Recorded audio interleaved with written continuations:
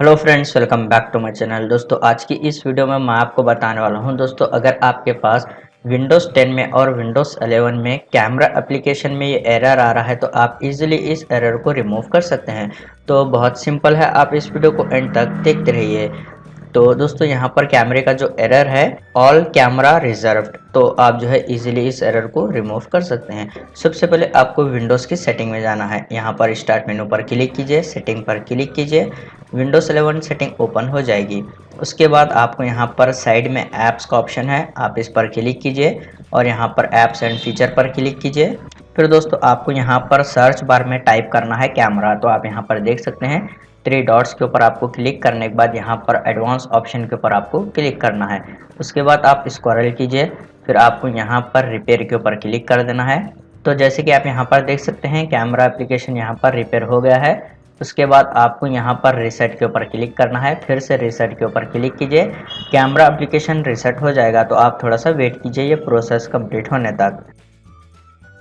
उसके बाद दोस्तों, आपको जो है सेटिंग में यहाँ पर प्राइवेसी एंड सिक्योरिटी का ऑप्शन है, आप इस पर क्लिक कीजिए, आपको स्क्रॉल करना है, फिर आप यहाँ पर देख सकते हैं कैमरे का ऑप्शन है, आप इस पर क्लिक कर ऑप्शन को एक्सटेंड कीजिए। उसके बाद दोस्तों, आप यहाँ पर देख सकते हैं कैमरा एक्सेस, तो यहाँ पर ये फीचर आपके पास टर्न ऑन होना चाहिए। अगर आपके पास यह टर्न ऑफ है तो आप इसको यहाँ से इजीली टर्न ऑन कीजिए इस तरीके से।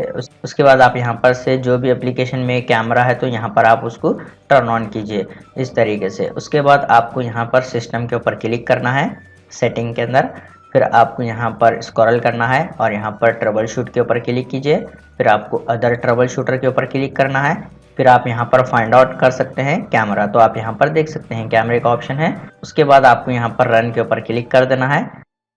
तो दोस्तों, यहाँ पर आप देख सकते हैं, तो आपको जो भी यहाँ पर प्रॉब्लम आ रही है तो आप उसको इजीली यहाँ से सॉल्व कर सकते हैं। तो अब मैं यहाँ पर इसको क्लोज कर लेता हूँ, आपको सेटिंग को भी क्लोज कर देना है। उसके बाद दोस्तों, आपको जो है स्टार्ट मेन्यू के ऊपर राइट क्लिक करना है, फिर आपको यहाँ पर डिवाइस मैनेजर के ऊपर क्लिक करना है। उसके बाद दोस्तों, आप यहाँ पर देख सकते हैं कैमरे का ऑप्शन है, आप इसको डबल क्लिक कर ये ऑप्शन को एक्सटेंड कीजिए। उसके बाद आपको यहाँ पर आपके कैमरे के ड्राइवर शो हो जाएंगे, आप उसको सेलेक्ट कीजिए, राइट क्लिक कर अपडेट ड्राइवर पर क्लिक करना है, फिर आपको यहाँ पर सर्च ऑटोमेटिकली फॉर ड्राइवर्स इस वाले ऑप्शन पर आप क्लिक कीजिए।